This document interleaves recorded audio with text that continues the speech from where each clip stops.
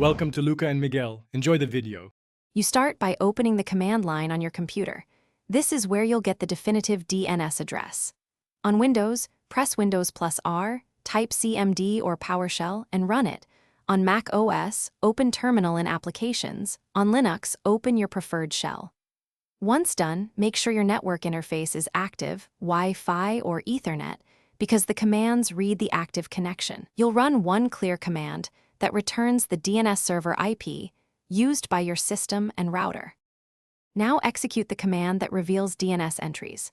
On Windows, type ipconfig/all and scan for the DNS server's line. Windows lists any returned from DHCP or static settings.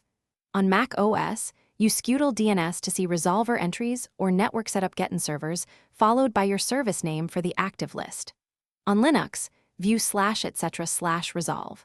Conf or run and mcli dev show to read DNS from Network Manager. These outputs show both the system's configured DNS. Finally, verify the addresses you found and test them. Use enslookup or dig and specify the DNS IP to query an external domain.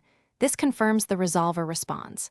If the system shows no DNS or you see unexpected addresses, renew the DHCP lease, or on Windows run ipconfig/release, then ipconfig/renew. On Mac OS, use sudo ipconfig set n0 DHCP or reconnect Wi-Fi. If problems persist, restart the router and check its admin page for upstream DNS overrides. That usually fixes mismatches. Thanks for watching and please subscribe. It's the best investment you'll ever make.